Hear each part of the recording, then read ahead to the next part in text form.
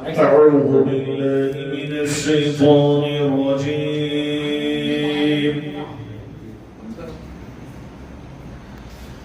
بسم الله الرحمن الرحيم.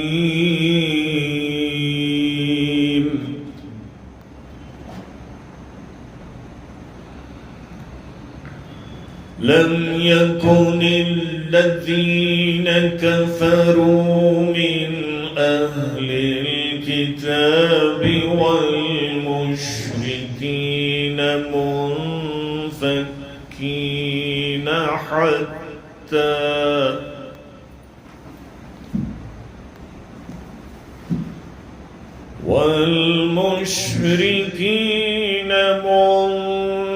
منفكين حتى تأتيهم البينة. رسول من الله يتلو صحفا مطهرة فيها كتب قيمة. وما تفرق الذين أوتوا الكتاب إلا من بعد ما جاءتهم البينة. وما أمروا إلا ليعبدوا الله مخلصين له الدين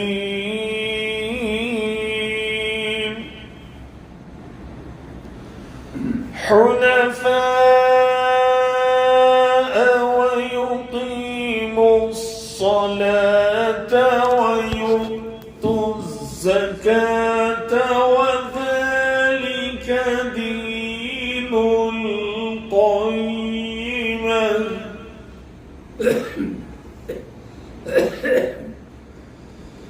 إن الذين كفروا من أهل الكتاب والمشركين في نار جهنم خالدين فيها.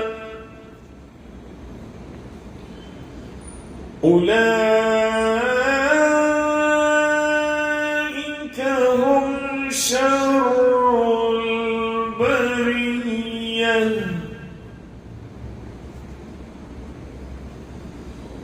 إن الذين آمنوا وعملوا الصالحات أولئك هم خير البرية. جزاؤهم عند ربهم جنات عدن تجري من تحتها الأنهار.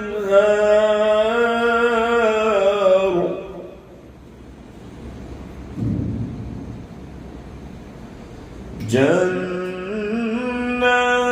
عدن تجري من تحتها الأنهار خالدين فيها أبدا. رضي الله عنهم ورضوا عنه ذلك لمن خشي ربه. صدق صدق اللہ العظیم۔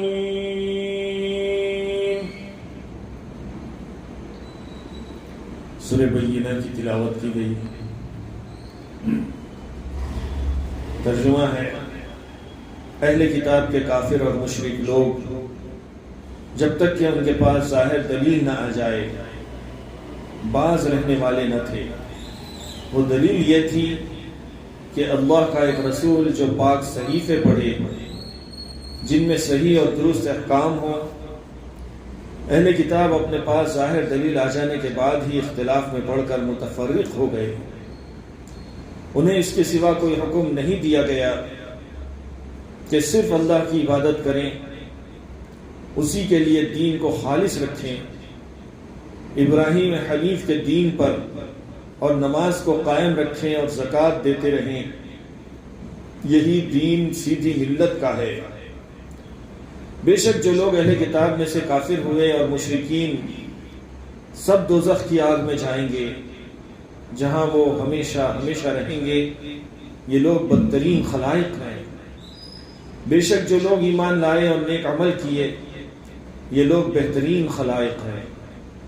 ان کا بدلہ ان کے رب کے پاس ہمیشگی والی جنتیں ہیں جن کے نیچے نہریں بہہ رہی ہیں، جن میں وہ ہمیشہ ہمیشہ رہیں گے۔